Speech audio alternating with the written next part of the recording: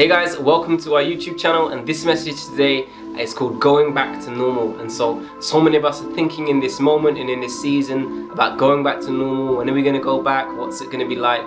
And hopefully this message will give you some encouragement and some direction in those. So please do listen. Hopefully it's a blessing to you. If it is, then hit like, share it with somebody, subscribe so that you can hear the next message. God bless you.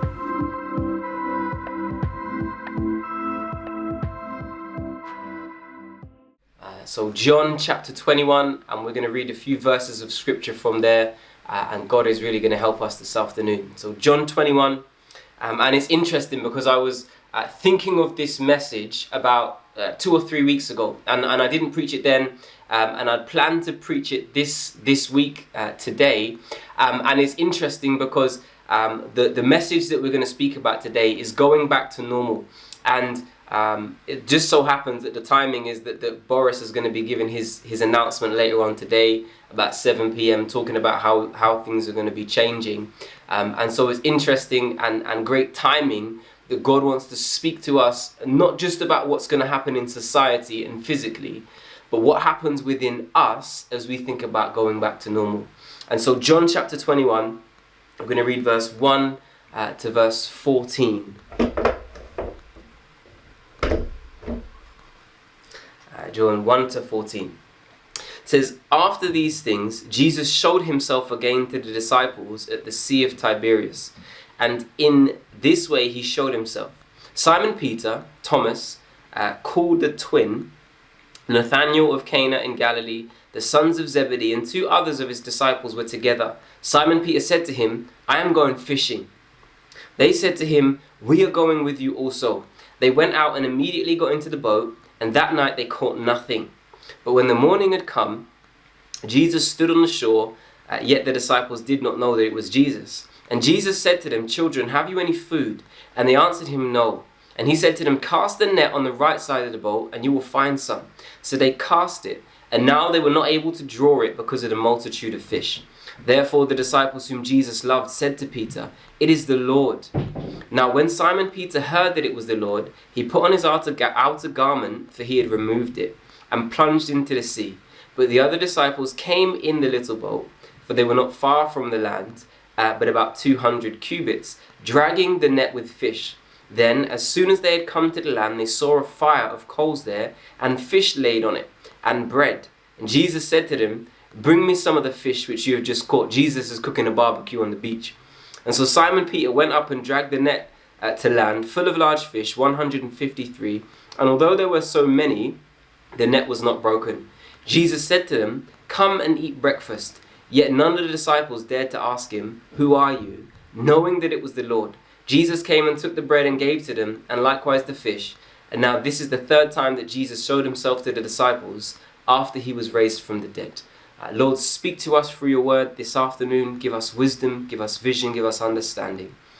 And so here we are, that we pick up this text, and this is after Jesus has been crucified. And so the disciples are in the house, and they are preparing or getting ready to know what to do next. Jesus has appeared to them a couple of times, so they've come back, and they're in this place of turmoil. Their whole life has changed because they've started following Jesus. They've been following him for a few years now, and everything that they knew before was now gone. The man that they've been following, he was crucified. They'd seen Jesus die. They'd seen Jesus placed in the tomb. They'd seen him resurrected, that he'd appeared to them twice as risen, but still they didn't know what they were to do. So Jesus has come to them, but he hasn't yet given them the commission to tell them what to do next. So when you read in John 20 and verse 19, it says that they were in the house just hiding away because of fear of the Jews. So now they're in the house, but not knowing what to do. They're locked in a house like you and I, bored in a house, and they're in a house bored. And so they don't know what to do. They don't know where to go. And so here is Peter, and what Peter says, he's sat in the house, like maybe you and I, and he's like, "Well, I don't just want to stay here now. You know what? I'm going fishing." He says, I'm going back to do what I knew to do. Peter was a fisherman.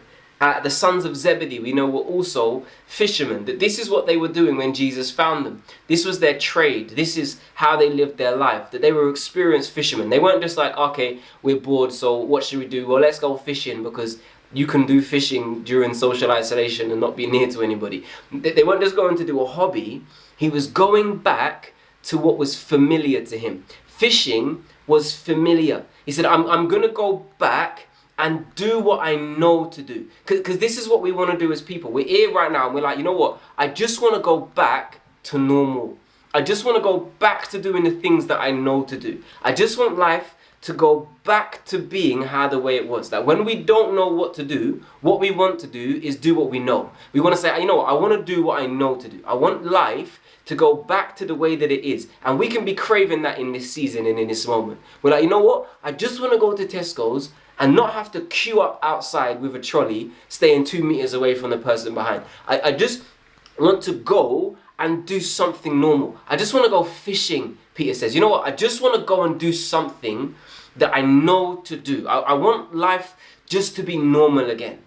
It's been so crazy these past few weeks. For them, it had been crazy those past few years, and then the past few days, particularly since Jesus' death and resurrection. And they said, I just want to go back to normal. His desire is the same desire that you and I might have in this moment. We're like, you know what? I just want things to be normal. I just want to be able to buy some plain flour. I just want to go and get a trim. All I want is to just feel the barber's clippers going up the back of my head without doing it myself and messing it up in the back of the mirror. I just want some normality. I just want to go to Nando's and eat some chicken. I just want things to be normal. Like come on people, we want normality right now. We want to go back to normal. I want to go and visit my family. You know, my daughter, she keeps saying, when can we go to Nana's house? When can we go to Nanu's house? When can I go and see Maya and go and see Caleb? And we're like, soon we will go back to normal. Like, we crave normality, right? If you got kids, you're like, I just want to send my kids to go and get taught by a teacher, because I don't know what I'm doing. I'm trying to make this thing happen, but I can't even count, and I'm trying to teach my kids to count. I don't even know Spanish or French or Italian, and I'm trying to teach it to my kids. Like, come on, parents, you know, like right now, you're like, I just want to go back to normal. Like, you have a fresh appreciation for your children's teachers right now. You're like, this needs to go back to normal, because me and teaching, I'm not a teacher, and I was never meant to be. Or maybe you got younger kids and you're like, you know what, I just want to go back to normal. I just want to be able to send them to nursery and have a few hours where I can get away from them. Like, I just want to be able to go to the toilet without having kids running around my feet or sitting on my lap at the same time. We craving like this normal. We just want things to go back to normal. If you used to go to the gym, you know, I just want to be able to go to the gym. I just want to be able to go and work out. I just want to go back to normal. Like, I just want to be able to hug somebody. I want to go to church and I want to have some praise and worship. Like, Pastor, we like you preaching and talking, but I want to hear some I want to lift my hands and worship Jesus in the congregation of his people. I want to walk in and say hello to people physically. I want to be able to worship God with other people. I want to drink some tea that Matthew makes for me at the end of service. I want to eat some biscuits. I want to eat some cake and feel almost guilty for eating the cake, but not quite guilty because it tastes too good. Like, I just want things to go back to normal. I want to see my family. I want to see my friends. I want to see my church. I want to go back to normal. Like, maybe if you're not working, you're like, you know what, I just want to go back to work. Man, I just want to get out of my house and go back to work. Particularly, you know, if you're stuck at home now and you're used to being active, and you're like, I need to get out of the house. I just want to go back to normal. Like, this is a craving that we can have in this moment and in this season. Anytime that we're faced with the unfamiliar, we're craving the familiar. Familiar for Peter was fishing. He said, I want to go back to normality. I just need to get out of this house and do what I know to do. And so we crave these normal things. But the challenge is that we see in our text, and the challenge for us is that normal isn't necessarily good. That normal is not always nice. That if we look in our text, we see that they went out fishing. He says in verse 3, I'm going fishing. But then in verse 4, it says that they went out and immediately got into the boat, and that night they caught nothing. You see, the problem with the familiar is that often what we're familiar with was failing, but we forget it because we're not there in the moment. Here they are, and they're saying they want to go fishing. They were out all night. That means they're in the darkness, and they're out there fishing in the dark, doing their night fishing, and they didn't catch anything. See, we can forget the failure of the familiar. Whilst we're craving what is normal, whilst we're craving what we had before, we can forget that actually what it was before was failing. That this is not the first time they failed. When Jesus first met them in Luke chapter 5 and verse 5, again, that Jesus meets with them while they're washing their nets on the shore, and they say, we've been toiling all night and we've caught nothing. It wasn't the first time that they'd failed at fishing. They failed at fishing when Jesus first met them. That their familiarity they'd forgotten was failing. There's so many times we can crave things that we remember wrongly. We remember them being sweet and we remember them being good, but we forget the failure. We forget the challenge. We forget that what was normal was not working. That it wasn't working and it was not nice. Like normality wasn't good. And so we can forget whilst we're craving to go back. We can forget that the madness of it. We can forget how maybe you were working crazy hours. And you're like, I just need to get out of the house. And you forget, wait.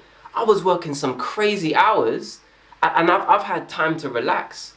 You can forget the stress that you were under and the pressure that you were under. We're trying to keep up with so many things. You can forget that now, these last 6 weeks, you've saved more than you have in the last 6 years. Because you're forgetting the fact that what was familiar was failing. You were spending your money on God knows what, and now you've got more money in your account than you had, but you're forgetting it because you're looking back and our memories are selective. This is just like the children of Israel. They came out of the wilderness and they were like, Lord, we want to go back.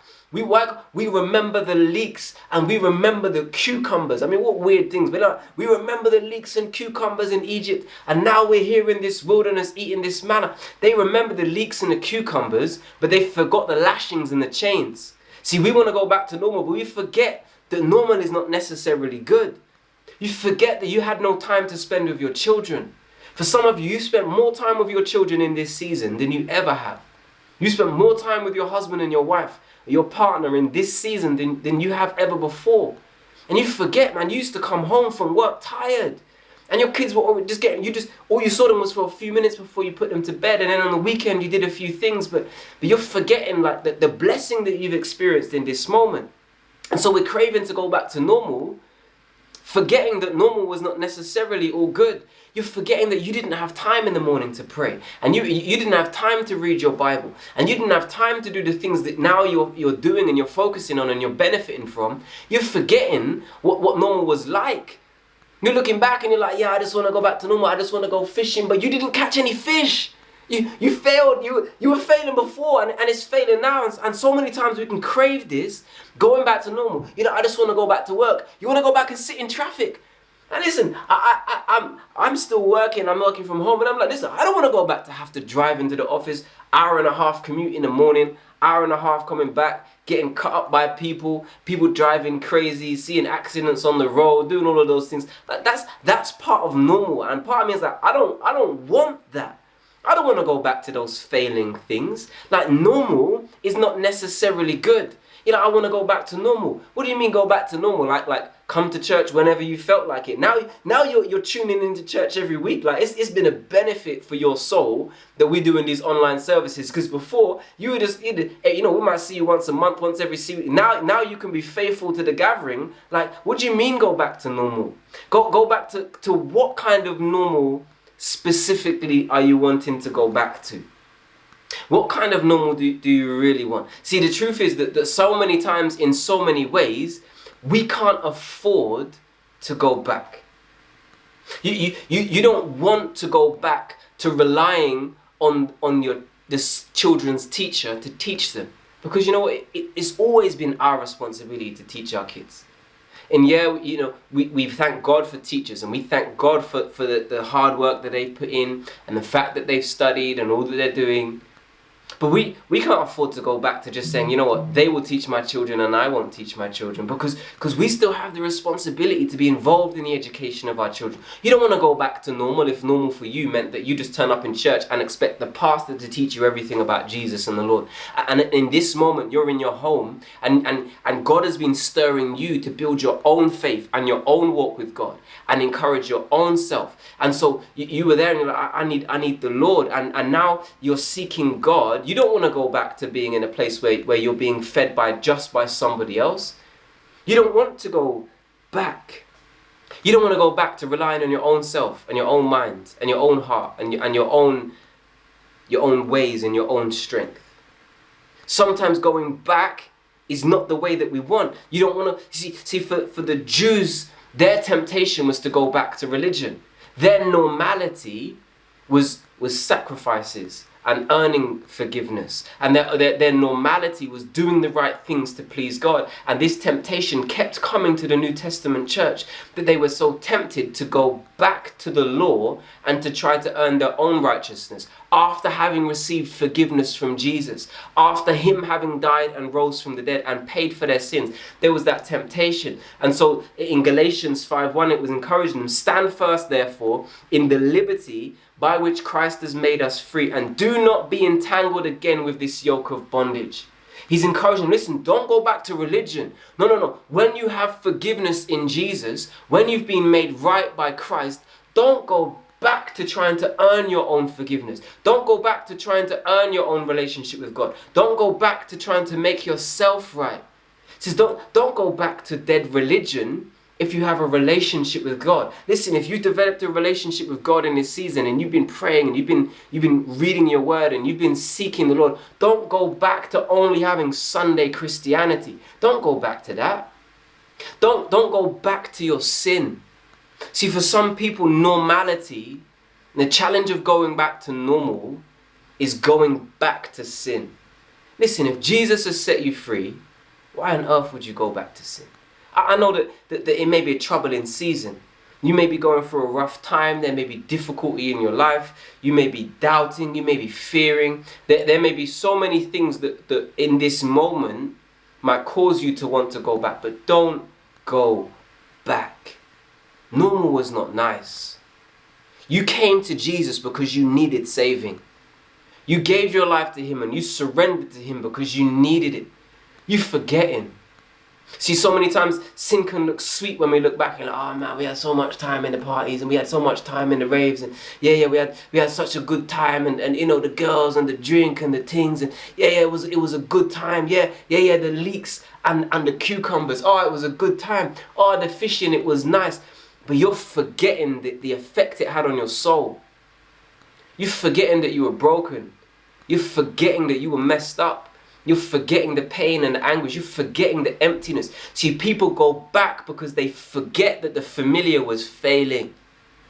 We can't go back to normal. See, the other problem that we see in our text is that when people make a decision to go backwards, they always take people with them. In verse 3 of our text, Peter says, I'm going fishing.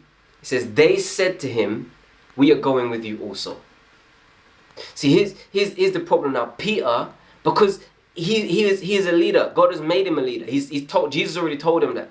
And so for some people, they got leadership qualities in them. And when they make decisions, other people follow the decisions that they make. So Peter says, I'm going back. I'm going fishing. And they say, we're coming with you also. See, the decisions that you make will always influence people. Some friends will be influenced by the decisions that you make. Your family are going to be influenced by the decisions that you make. If you decide in this moment to go back to the way things were, your family are going to go with you. Listen, man, don't go back to spending all of your time at work and neglecting your children. Don't go back there because your family are going to go with you. Don't go back to spending money on things that you didn't need to buy because you saw them, because it's going to impact your family. Don't go back to spending all your weekends at the pub with the man them and with the boys and neglecting your wife, or neglecting your children, because they're going to feel it too. Don't go back to things that were negative. You need to focus forward. Listen, don't go back and think that it's only you that's going to go back. You're going to take people with you. So make sure that you understand what it is that you're desiring to go back to when you're going. See, here is the reality. The reality is that for you and I, things are not going to be the same. Whether we want it to or whether we don't want it to, whether it's because of our decisions or whether it's just because of the way that life is, life after this, it isn't going to be the same. Things have changed and things are going to be different. We don't know exactly what life is going to look like when we come out of this lockdown. The world, though, we know is going to be different. The economy is not going to be the same. Like, we're not hearing much about it because they don't want to talk to us much about these things, right? But the economy is not going to be the same after lockdown. You cannot shut down the world and production for 6 weeks and the economy not be impacted. We know that there's going to be some kind of depression coming. We know there's going to be difficulties coming. The world is not going to be the same in many negative ways. This whole social distancing thing is going to impact people. People are going to be afraid of shaking hands. People are going to be afraid of being close to people for a little while longer. It's not like, if Boris says tonight we're opening back up, not like everyone's just going to be walking around the street hugging each other. People are still going to be a little bit afraid of that. Businesses have closed that are not going to reopen. I mean, that's a tragedy. Good companies, good people, small business, big business, people are out of business is going to be closed down as a result of this. Some things are not going to be the same. People have lost loved ones. It's not going to be the same. People are going to be scared of using money. We're moving towards a cashless society. Things are going to be different. It's not going to be the same. So we're craving normal, but normal is going to be different. Even the things that we knew as normal will be different. But also in many positive ways, things are going to be different. That companies that never used to have working from home, people are now going to be able to work from home. That's a positive change, that people can spend more time with their families. There are things that you would have learned in this season that are going to be positive changes for you. Hopefully you've taken the opportunity and the time to learn some new skills or develop something or learn some more information. You'll go back better. You will go back different. That many people are going to go back with refreshed priorities. That this time away from the hustle and bustle has helped people to realize, wait, I had my priorities wrong. And we spoke about this a few weeks ago when we talked about I haven't got time. If you didn't hear it, go back and listen to that message. We said, look, my priorities were wrong. So I'm going to go back, and I'm going to go back different in a good way because my mind has changed in this season. That I'm no longer the same, that we can go back with new habits. We can go back with a fresh appreciation for things. We're going to appreciate the gathering of believers, hopefully more than we ever have. We're like, listen, I just want to go to church. I just want to lift my hands. Like when we stand in the congregation and Giovanni starts playing his guitar, we start singing. Listen, we're not just going to stand there like, okay, yeah, this is interesting. That first service, we were going to lift our hand and we're going to sing like we haven't sung for weeks. We're going to sing like we just found our voice again. Because we're like, listen, this is not normal. This was never normal. This was always special, but we didn't appreciate it. And now when we come back to what we saw as normal, we come back appreciating what it is that we had in the first place. And we can come back with this fresh appreciation that you're going to appreciate your barber, you appreciate the teachers, you appreciate the nursery workers. People will drive up to that school, they'll be like, get out of that car and stay there. And you know what? I'm going to sign my kids up to after school classes because they ain't coming out free. I need them to stay in that school till 6 o'clock with them teachers. And you're going to go to nursery. You're going to say, bye, Sue. You're going to close that door and you're like, peace. You're going to sit in your house, sit down in your living room, drink a cup of tea with no noise. And you're going to thank the Lord for silence. That we have a fresh appreciation for what we called normal before. That normality is just what is known. But the truth is that not everything is normal, both in good ways and bad ways. And the reality is also, life is always changing. It's not just Corona that makes things change. Life is constantly changing and evolving and developing and being different. Life is always different. Like if you think now, like life that we consider normal, like we consider it normal to get on a plane and fly to another country and be there in a few hours. That was never normal before. What we consider normal was never normal. We consider it normal that we can get on a video conference and see our family and friends and talk to them on the other side of the world. That was never normal before. 10 years ago that wasn't possible. 20 years ago wasn't imaginable. Like what we consider to be normal is always changing. That it changes with technology. It changes, for us to go to Tesco's at 2 a.m. in the morning and get something that we forgot to get. Like that's not always been normal. That wasn't always the case. Normal is always changing anyway, and we just got to reflect and react with the changes. See, not only with technology, but also seasons. Like seasons of life change. And what is normal in one season is not normal in another. You know, for those, you could be like parents, single mothers and people, and they're looking, and it's like, you know, if you watch Instagram and or social media, Facebook, and you're seeing people like, I've had so much time, I'm doing all these things around the house, and I learned these new skills, or I'm learning a language, and in one season, that's an opportunity for you. But if you've got kids or small kids at home, and those parents are looking at them people like, what? Time to read and learn French? Time to do all these things around the house? I haven't even been to the toilet on my own in 6 weeks because I've got these little people running around. Like different seasons of life require different things, different challenges, different changes. What is normal in one season is not normal in another. It's not normal when you're single and young and free to have poo and sick all over your clothes. But in another season, that's normal. Like things change when you get married. It's not normal for you to sleep on your own, I hope. But when you're single, it's normal. Like life is always changing, and what we consider to be normal is also always changing. And so we shouldn't expect it to be any different after this. And what we have to do if we have wisdom is to keep developing and moving along with what is normal. See, here in our text, Peter has made this decision to go back fishing. That was his old normal years ago, actually. Because the Bible says when Jesus met with them in Luke chapter 5, and he called them and he says, I am going to make you fishers of men. It says that they forsook all of that. They laid aside their nets, they laid aside their boats. They said, we're no longer going to be fishermen. We're going to follow you, Jesus, and we're going to be fishers of men. That Jesus had already called them away from those things, and he was giving them a new normal. He said, what I'm giving you, Peter, I have a higher calling and a higher purpose for your life. Peter, you're not just going to fish for fish. Now you're going to fish for men. Listen, Peter, I'm calling you. You're not going to look for soul fish. You're going to look for the souls of men. You're no longer going to fish for cod, but I have a greater cod. I have a greater call of duty on your life. That listen, Peter, you're looking in the wrong place. I've been working on these pungs this afternoon. Listen, Peter, you've been fishing for the rock, but now you're going to stand upon the rock. In fact, Peter, I'm going to make you the rock. That Peter, I've got a higher calling for your life.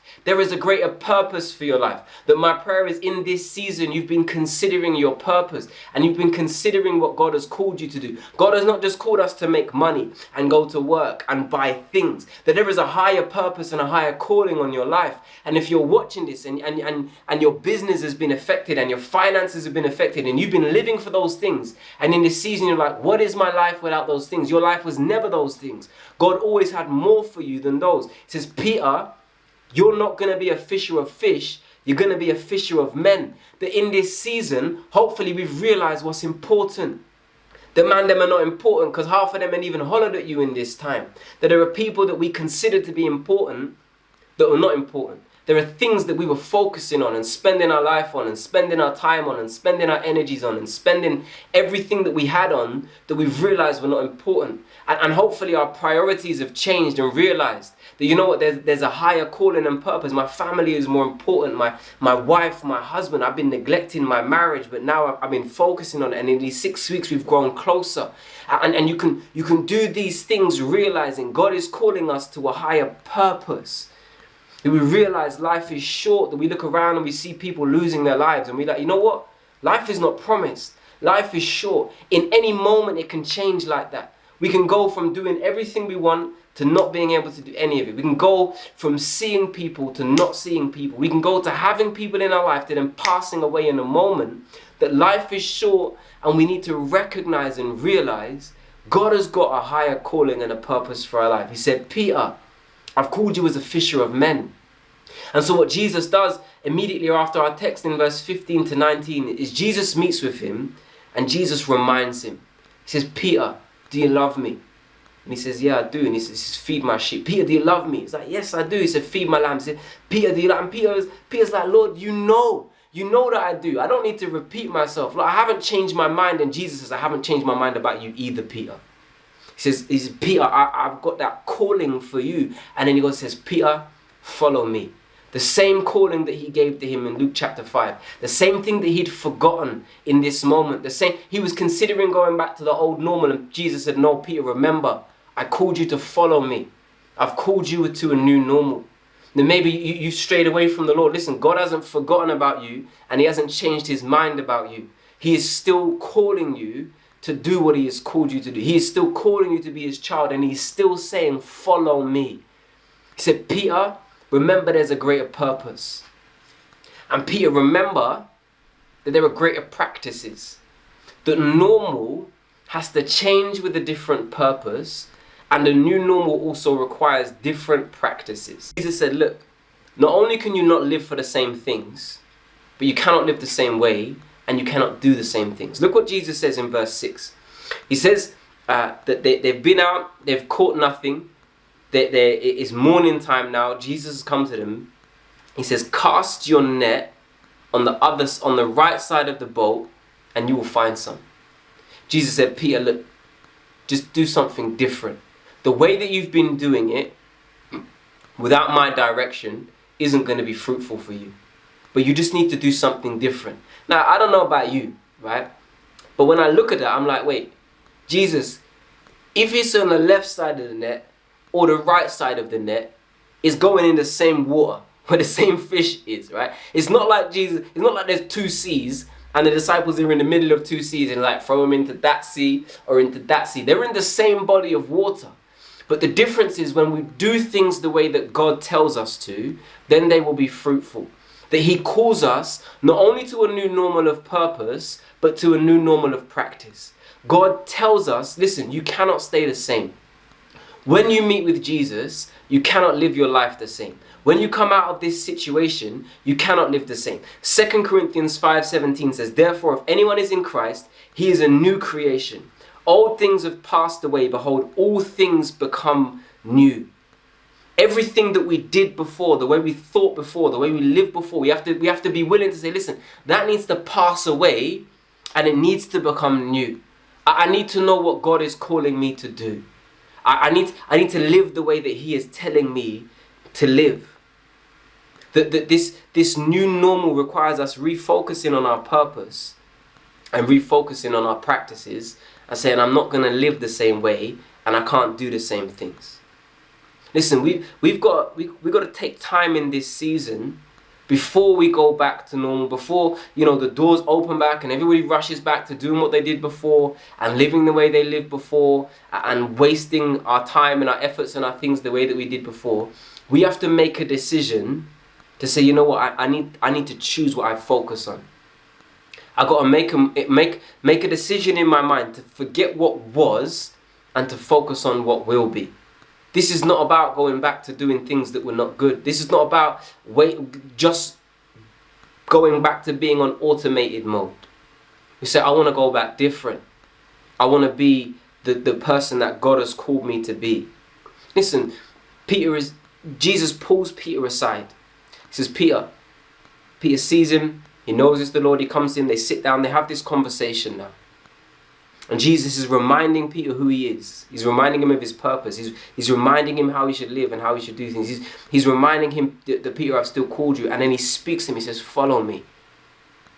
He says, Peter, listen, you need to get along with me and hear my direction. What we need to do before we go back into the world and you go back and doing everything that you call as normal is you got to get along with God and say, God, what are you telling me to do differently? What should I do differently on the other side? How should I use my time differently? How should I be treating my family differently? How should I use my finances differently? How should I use my efforts differently and my energies differently and my focus differently? Lord, what should I be doing different on the other side? I don't just want to go back to what I considered to be normal. I don't just want to go back to my normal dysfunction. It wasn't good, but it was normal. Lord, I want to be what you called me to be. I don't just want to waste this time and waste this season. Because Lord, I don't believe that you brought us through this thing or allowed this thing in our life for us to go back and be the same. Anything that God allows, anything that God causes, anything that God does is because he wants to cause us to be new and be different. Jesus, you must want something more in our lives from this. And we have to make some plans and some decisions in our life. Listen, take the opportunity. Even before you go back and I just want to get back to normal. No. Think about your life. Think about what it is that you're doing and where you're going and how you're living, and say, listen, what do I really want to go back to? Those people that are waiting for me to come back to do the things that we used to do before, do I really want to do that? Like those people, all they want to get, they just can't wait until we can go back and do the things that we were doing before. But wait, those same people that are calling me to those places, have they been with me in this season? Have they helped me in this season? Do I really need to go back to them? Do I really need to go back to that place, or go back to that habit, or go back to that thing? Do I really want my life to be what I considered to be normal before, or do I want to allow God to create a new normal in my life? Do I want to allow things to be different? See, for Peter, he listened to what Jesus said. And so he came back to the disciples. We see him there when Jesus then gives them the Great Commission and tells them to go into all the world and to preach the gospel. And then we turn over into the book of Acts, and what do we see? We see Peter doing exactly what Jesus told him to. He's feeding the sheep. He's looking after the people. He's pastoring the New Testament church there. Peter has responded to what Jesus said. Here he is. He's almost lost his mind and going back to normal. He's out on the boat. He's fishing. He's lost his clothes. He says his outer garments were gone. Part of his dignity is gone. Part of his identity is gone. He's there in the middle of the ocean, failing again. And Jesus meets with him, and he responds correctly to what Jesus does. And Jesus says to him, and now here he is, walking in the destiny that God called him to. Walking in the purpose, the greater purpose that Jesus called him to. And the truth is that you and I can have that same. Now, where will we be 6 months from now, a year from now? Will we be back where we were before, or are we going to be somewhere different? Are we going to be back doing the things that we did before, or are we going to be doing something different? Are you going to be the person you were before, or are you going to be somebody different? How are we going to be when we come back from this? See, there is hope in this text. Hope in this text for anybody who is far from Jesus. Because here is Peter out in the middle of the ocean. And he looks and he sees Jesus on the shore. He says, I know that's Jesus. Jesus speaks to them. Throw it on the other side. And he's like, that voice, I know that voice. And when they did it, the fish came into the boat. And he's like, this is the same thing that happened when Jesus called me. When he called me the first time, we were unfruitful. Our lives were not fruitful. We were not catching any fish. And now we've gotten breaking nets. And this time the nets didn't break, but they were there. And he's like, and you know what he does? He puts on his coat and he dives in the water. He says, I'm not even waiting for the boat. I need to get to Jesus as quickly as I can. And he dives off of the boat and starts swimming to Jesus, and he comes to Jesus. And listen, if you're far from him this afternoon or this morning, this evening, whatever time it is when you're watching this, listen, dive in and come back to Jesus with all of your heart and with all of your passion and with all of your life and with all of your energy. Say, Jesus, I need you. I need your kind of normal, not my kind of normal, God. I need your passion. I need your purpose. I need you. I need my relationship with you. Listen, don't stay far from him. Come back to him this afternoon. Maybe you're listening to this and you don't know Jesus. Then listen, life comes from a relationship with him. Your normal could be madness. You could be wanting to get out of this lockdown so quick because your house is just a madness. All kinds of madness that goes on, all kinds of sin, all kinds of... Listen, come to Jesus. He says, all old things will be passed away. Everything can become new. Every pain of your past, every mistake you've ever made can be forgiven. Every bit of dysfunction in your home can be healed. Everything can change. You can receive new life. You can be forgiven. You can be changed. You can be born again. You can be made new this afternoon. Doesn't matter how far you are away from him. Come back to him this afternoon and be changed. Dive in. Say, you know what? Forget everyone else. Forget everything else. I can't live the way that I've been living the same way. I've been wasting my life. I've been wasting my time. I've been wasting my energies. I need to come to Jesus. You dive in and listen, your life will never be the same. Whoever comes to Jesus is changed. Whoever calls on the name of the Lord will be saved. You call out to Jesus, you can be saved. You can be forgiven. Your life can be changed this afternoon. Maybe you've gone back. Maybe you're backslidden. Used to be with Jesus and you made that decision. Same decision as Peter. Listen, it's not because you're wicked. It's because you're weak and you're human. And you're like, you know what? I just need to go back to normal. And you went back to what you considered normal. And now you find yourself in a place where you're like, man, here I am again. How did I even get here? Listen, there's hope for you this afternoon. Because right here, we're like Jesus standing on the shore saying, come home. Jesus is calling to you, saying, follow me. Peter, Sarah, Dave, Jane, Emmanuel, whatever your name is. God is like, listen, come home. I'm not finished with you. And I want to lead you in a prayer this afternoon. If that's you, you'd say, listen, I need to come back to Jesus. Then why don't you pray with me this afternoon? Right where you are, you'd say, Jesus, I thank you that you love me and that you didn't give up on me. And I ask, Lord, forgive me of all of my sin, of all of my mistakes. And God, make me new. Fill me with your spirit and power. Cleanse me from within. Change my heart. Change my mind. Make me new. From this day, I want to live for you. In Jesus' name.